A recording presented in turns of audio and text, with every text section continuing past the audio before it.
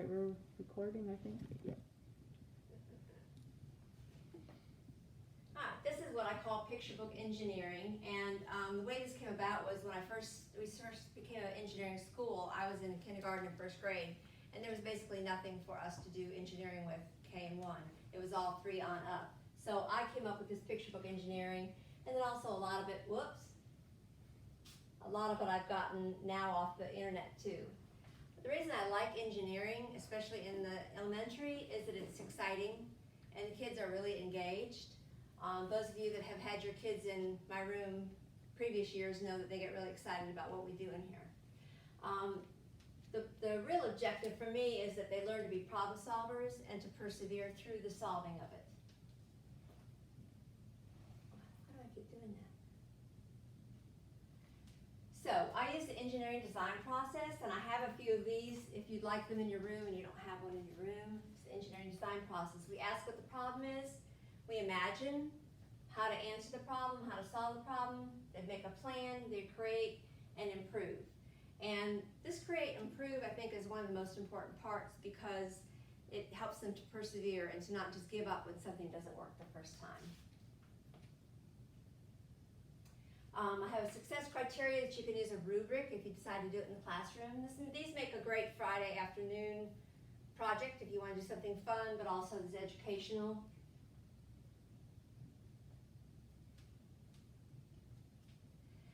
So we start with a plan. I used to use STEM notebooks, but they've gotten kind of pricey, plus it's hard to have the kids bringing them back and forth between the rooms. So you can, if you're going to do something, and keep it in the room. But I've started using more of a planning sheet so that they're actually planning out what they're going to do, what materials they need first. It helps them to imagine. And a lot of times we'll do the imagining and planning together, and then we'll pick 1 or 2 answers to it or 1 or 2 solutions, and then they'll go from there with those 2 solutions. I do let them come up. I show them what materials are available, and then I let them choose from there what they want to use. But also I tell them if they come up with a great idea and want me to get that material for them, I will. So I have lots and lots of books. I've got all the books that are in this PowerPoint here in the STEM lab, so if there's ever one you want to use from here, feel free to. What do you do with an idea? It's uniting the themes of perseverance and nurturing, and the child in here has an idea, and what do you do with it once you get the idea? And it works through the process on that.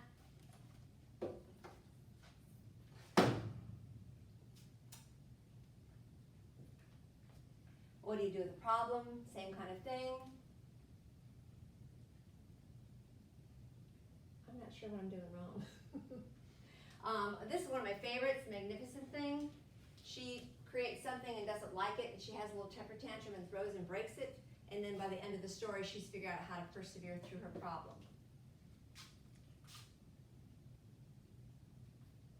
Rosie Revere, Engineer, same kind of thing. She's an engineer, a child engineer, and she has people laugh at her and tell her ideas are no good, and then by the end she is able to create something awesome.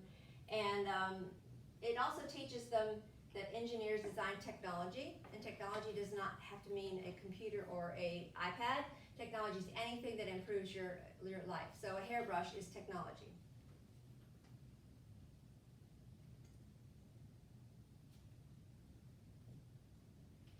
One of my favorites with kindergarten is Clifford, Clifford's family. So we read the story, and then we brainstorm together how Clifford could carry a bone to his family.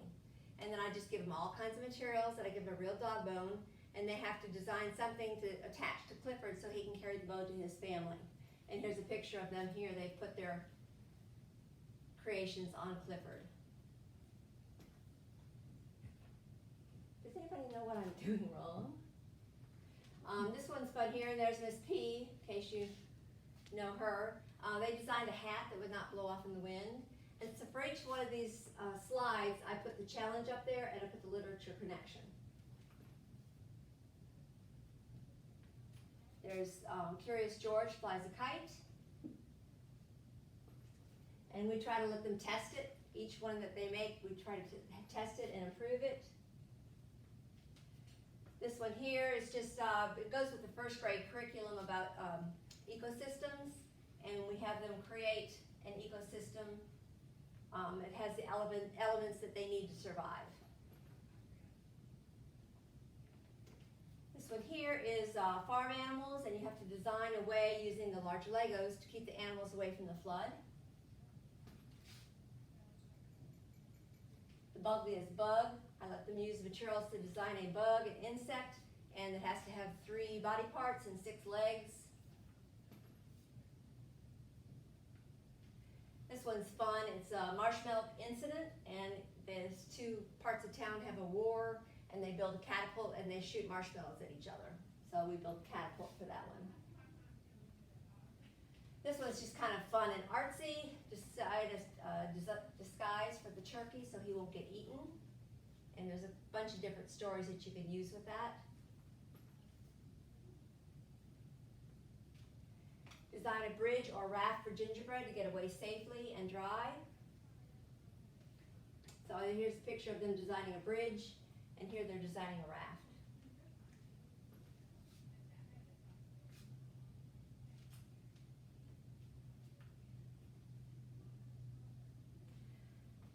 I don't know, any of y'all remember Julius? Yeah, I don't think any of you have been here long enough to remember Julius. McCall, yeah, okay, so that's him in first grade. So they had to design, I read Brave Irene, and they had to design a nose warmer.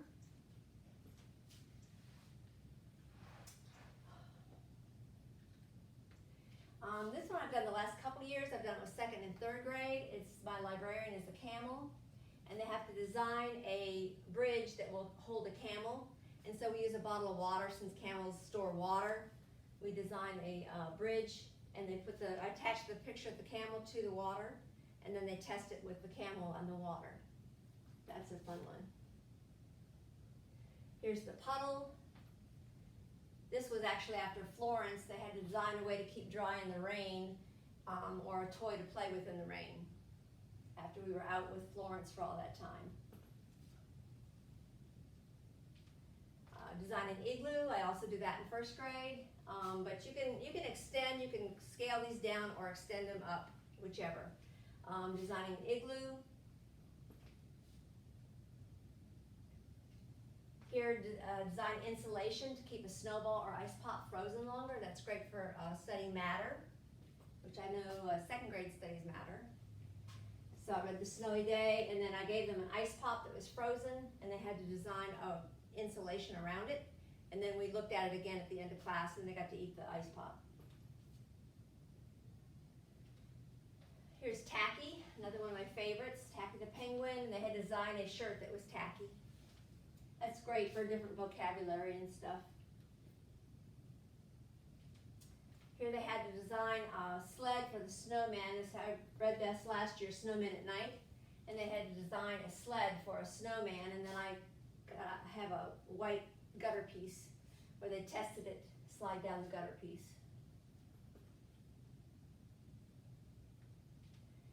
Design a way for Mr. McGreely to protect his plants from bunnies. So here they designed a fence around the garden.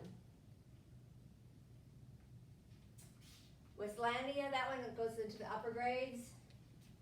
There's several problems, and that's the thing with the story. You can use any story, the picture book story.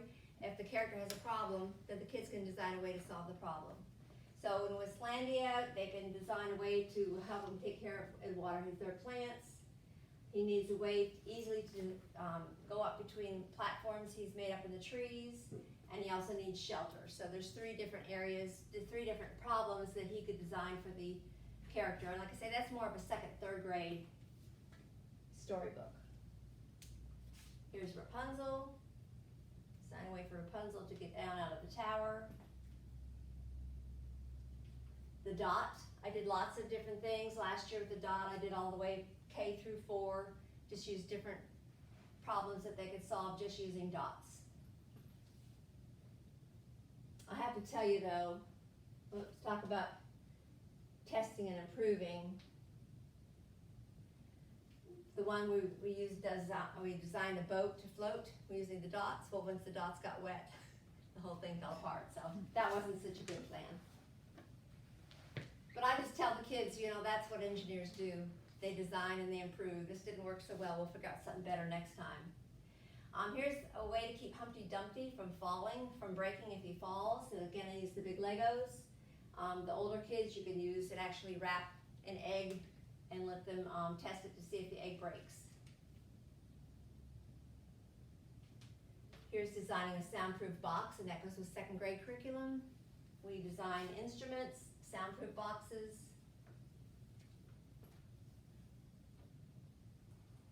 Jack and the Beanstalk, parachute.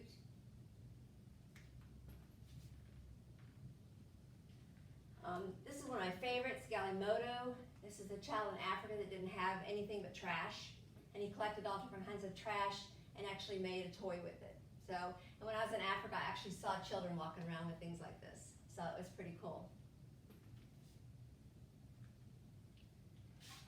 Design a chair that Goldilocks will not break. Design a bridge for the billy goats to get across.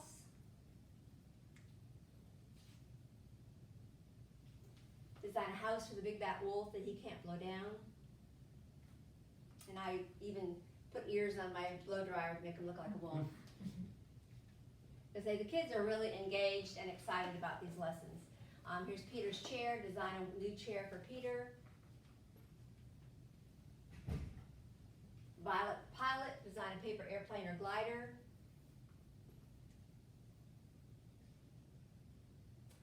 Awesome Dawson. Awesome Dawson just repurposes materials. They pick up materials out of the recycle bin and they make them into something new.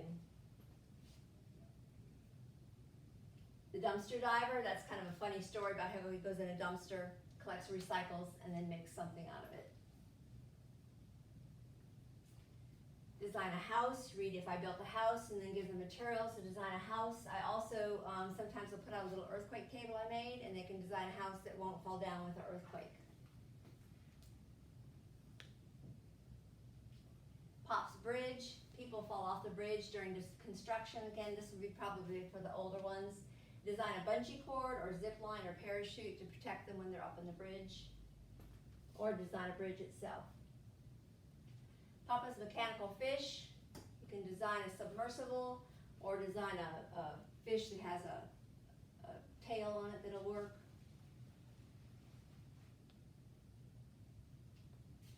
Here we got the Man to the Moon. Design a stomp rocket or a straw rocket.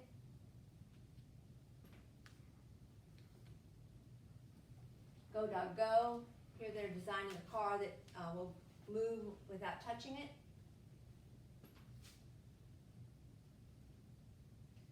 So all different, you know me, I'm always collecting materials, and once the kids come back, I'll have another bin for recycled materials, and I just keep them. So if you need something in the classroom, and let me know ahead of time, I can collect materials for you to use, or I might ask you to bring in materials from home. The way I organize it at the tables is I put, and I don't know how I'm going to do it with COVID, but I put materials at each table, and they're allowed to use anything in those materials, and then when they're done, they just put them back in, so that it's easy to clean up. And what I do is I read the story, we talk about it, and we brainstorm together how can we solve the character's problem, and I introduce them, and we talk about the engineering design process, and then I just let them go for it. So I say it would make a great Friday afternoon or rainy day activity. And if there's a book that you like and you want me to come up with a problem or help you come up with a problem to solve for the kids to solve, I can do that too. So.